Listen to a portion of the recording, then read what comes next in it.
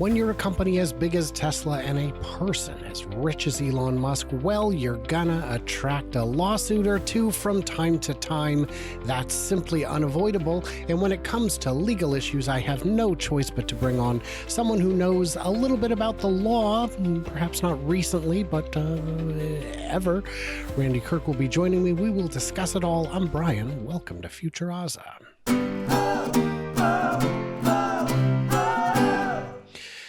So, Randy, you've heard of Tesla, right? I have heard of Tesla. That's right. Best-selling author Randy Kirk, who has written 2 books about Elon Musk, The Method and the the Mission, has joined us. Randy has a law degree from UCLA. It's true. It's true. Yes, I'm about ready to, stop talking about that because I've been a little disappointed with UCLA on the anti-Semitic level recently. But anyway, putting that aside, yes, I do have that degree from about the last century sometime. From before the turn of the century. That's how I refer to the majority of my life. Yes. Yeah. Okay, let's see here. Texas judge steps aside in Elon Musk's X case against advertisers. What's going on here? What happened? You mean about the judge, not the judge stepping aside, or about the case? We can start with the case and move on to the judge stepping aside. So the case, to me, is obvious. I mean, it should be something where the other side would be already trying their best to come up with some kind of resolution. Elon has sued them on behalf of Tesla, on behalf of X rather, because they created a cabal of advertisers to try to destroy his company X. These were advertisers that had been advertising on X previously, or on Twitter, when it was Twitter. This organization was somebody who gives advice to advertisers. And I don't know if they get an agency fee or if they're just, if they make their money from donations or how that works. But one way or the other, they were in the business of advising advertisers where to place their ads. I had an advertising agency one time. We were paid a 15% fee for that. I don't know that that's how they work. But in any case, they coordinated between various advertisers and all agreed to stop advertising on X. Now, you could do that. There'd be nothing at all wrong with that. If you called them all up and you said, you know what, there's no return on investment on X right now. Or, X is doing some things that are against your companies, that it's going to hurt your company's future. There could be all kinds of reasons why you would get together and you would say as a group, well, I don't think we should advertise there anymore. Maybe we should pick up the phone and call and see if we can work this out. But no, they apparently there's lots of evidence that they were inclined to ruin the company. That's not okay. Okay, because help me understand, because this is so far outside my area of expertise. When OPEC does things, is that an illegal cabal? Yes, they are an illegal cabal, but they operate outside the United States of America. And so they can make these decisions from, I think they're in Belgium, their headquarters is in Belgium. I forget right now, but their companies are all over the world. Yeah, so that's an illegal cabal. You have the diamond cartel that's been around for years and years and years, and they fix prices. Yeah, but in the United States, no. If you're a United States corporation or United States individual, you cannot conspire, get together and create price fixing. You can't get together and create something that's designed to cripple another company. Well, I know price fixing is definitely out. If you and I own the 2 largest steel or corn or whatever companies, we can't say, here's our strategy to, we all saw that movie, The Informant, with Matt Damon, which was loosely based on a true story. But when it comes to things like the U.S. Chamber of Commerce, they absolutely move as a single unit. What would make their actions legal, but this illegal? And again, I'm not speaking to the merits of this case because I'm not playing devil's advocate. I'm playing devil's dummy. Yeah. So organizations like the U.S. Chamber are like, unions, getting together. You can get together for any kind of purpose that you want to in the United States and choose to, for pretty much any reason, decide to not do business with somebody else. That's not a problem. If that's all they did was say, we don't want to do business with Elon anymore because we don't agree with his politics, that's okay. You can say that. You can say, I don't want to do business with them. So what made this if it flips over into our goal here is to put them out of business, that's a whole other story. Okay. So it comes down in some ways to intent. So Yep. in discovery, they would find that it wasn't, look, this is bad for brand, but let's really put the screws to this guy.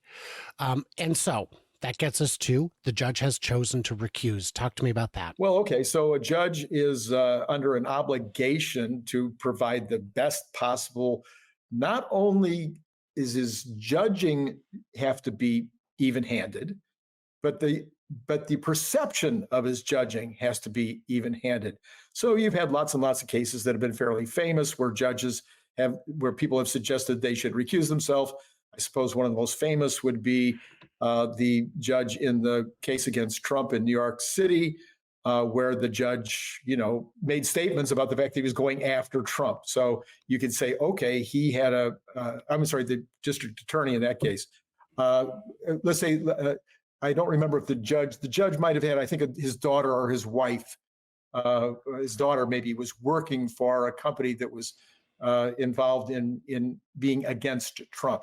So there may not be any actual conflict. In other words, he may not decide the case in this particular situation in Texas. He may decide the case perfectly fairly and along every possible legal way, looking at the facts honestly. But there is a perception that because he owns stock in Tesla, that he would be inclined to do things that would make his stock go up in value, not go down in value. And so because of the perception, you want judges to step aside so that the public can have faith in the judicial system. So you're correct on that. He owns up to 50,000 in Tesla stock. And it interestingly points out that he also owns up to 15,000 in Unilever, which is one of the companies on the other side. So no matter how this judge would rule, it could be interpreted as unfair. Right. Exactly. Okay.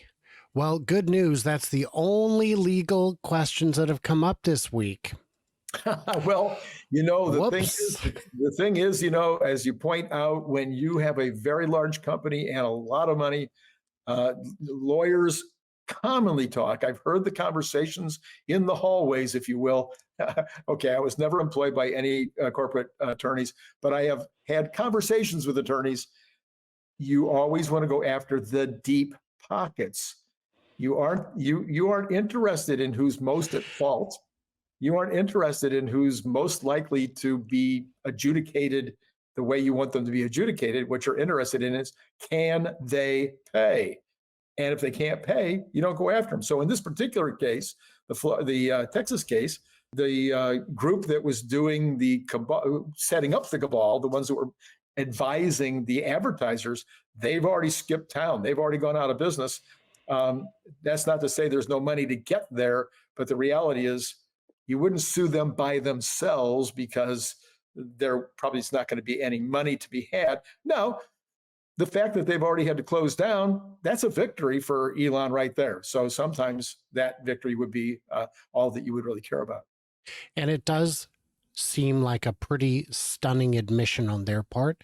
But we've got, the world is a little crazy, Randy. When I spent 15, 20 years running a satire website, a funny website. And I would say once or twice a year, some celebrity or company would try to take legal action against me. And the problem was I know very well the boundaries of the law when it comes to satire. And my primary objective was always to ridicule them and run up their billable hours through the roof. I would send them 9-page diatribes going point by point because I knew someone's job was to read it for $300 an hour. And so, but my famous ones were always, we're going to have you arrested and then sue you into bankruptcy. And I'm like, well, that's exciting because I don't have anything to take. Yes. And if you got me arrested, I'd be so famous. Let's do this. Let's make this happen, you guys. Come squeeze blood from this turnip, would you? Yeah. Anyway, but the second big one is, whoops, Trump and Elon Musk's Xwitter convo didn't go over well with the UAW. The internet may be laughing at them, but Shan Fain is not. And it's not just because I'm confident he has no sense of humor. But I am confident he has no sense of humor. I'm pretty confident that, yes. I mean, look at what you do. Trump told Musk, you walk in, you say, you want to quit? They go on strike. I won't mention the name of the company, but they go on strike and you say, that's okay. You're all gone. You're all gone. So every one of you is gone. Donald Trump will always side against workers. Yeah, this is Shan Fain. So Shan Fain says Donald Trump will always side against workers, standing up for themselves, and he will always side with billionaires like Elon Musk, who's contributing. Well, I mean, we don't know that. Right. Both Trump and so I'm not even going to read Shan Fain's comments because they strain credulity, and Shan Fain has, in my opinion, demonstrated his willingness to be dishonest. I see. Yeah. Yes. I mean, I'm just trying to put it real politely, because is this any cause for concern? For Tesla, absolutely not. From a legal standpoint, Tesla did nothing. All he did was at some point say yes, but I think if he uttered any word at all, it was like or yes or something. Right. It was a verbal head nod, verbal head nod. Right. But he wasn't really agreeing with everything that was said. He wasn't making any comment about how Tesla has acted in the past or would act in the future. If we want to talk about for just a brief second how it really works, in this particular case, Trump's statement is a little weird, not surprisingly sometimes in a situation like this. It was a little weird. Tesla was, the Tesla case that I think he's referring to, the people were not unionized. So they couldn't have gone on strike. So, I mean, I think he's talking about the Twitter case. And so when he came in there, the people said, oh, blah, blah, blah, blah, blah, and we're going to quit. Well, they could quit. It's okay. There's no, but if they, it's an at-will state. They're not in a union. Yeah. So then he said they would go on strike. Well, yeah, okay. Quote unquote, they could have gone on strike, but it wouldn't have been a strike in the sense of a union going on strike. So, and then Trump himself has no liability, legally, criminally, financially, or any other way by making this statement. If he had made the statement separately, very clearly, and said, well, Elon, when this company that you actually have a union contract with said they were going to go on strike, you said you're all fired. Well, that would be an absolutely illegal thing for Tesla to do, but it wouldn't have any impact on Trump in terms of his criminal act. Well, maybe he'd be inciting them to criminal activity. No, because he didn't say this is what you should do. Because he said this is what you did do. No, so there's nothing. And it's not a confession of a crime because this hasn't happened. This is a hypothetical scenario that hasn't played out. So it is very peculiar in that regard. And by the way, earlier, after we were talking about the verbal head nod, I threw in a couple of uh-huhs without agreeing or disagreeing. It was acknowledging that I hear you. So I am of the opinion, and I welcome all legal scholars and non-legal non-scholars and legal non-scholars to comment below. Do these cases have merit? Were these the right decisions? I mean, there was only the decision in the first story, not the second one. The second one, I struggle to side with Shan Fain. I appreciate unions and what they've done. I think I said when Shan Fain launched that trilateral strike, when he headed that up, that they're not going to get everything they want, because if they do, it will spell the end for the big three. And they got everything they wanted. And I said, this is not a victory, my friends. This is the beginning of the end. And just today, GM announced that they have laid off 1,000 salaried employees. Yes. That must mean that from their software division, that just means software must be solved. They must have solved it. That must be it. Yeah. It might have something to do with all of those cars that are stacking up in the car lots. They had a great second quarter. GM had a great second quarter. Their financials were great. Anybody that looked at them would have gone, wow, that's a good job. And then all of a sudden, there's all these notices going out about 100 plus days of inventory. So the dealers are going, great job, GM, you sold us a bunch of cars. But unfortunately, in this environment, these cars at these prices with these terms, we're not selling them through. There's a Stellantis dealer in, I want to say Florida, but in the Southeast, who is suing Stellantis to take back unsold inventory. Yes. And it's not surprising. And we just need to really examine the whole Mary led thing, because did she lead like a lamb to the slaughter? Maybe. Is Mary simply a lead weight that is dragging GM to the bottom of the sea? Perhaps. Or is Elon gold and Mary lead? I think that's probably it.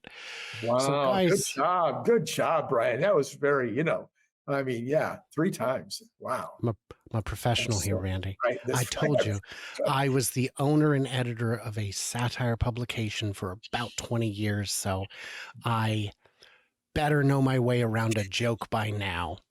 Guys, in the comments, which joke was the best? Haha, no. What did we miss? What did we misunderstand? Head on over to the Randy Kirk channel right over there, see what he's up to. And everybody else, like, subscribe, do the usual. Join me on one of my many adventures. I'll probably post them all somewhere soon. And everybody else, like, subscribe. And yeah, can't wait to hear from you clever robots on the flippity flop.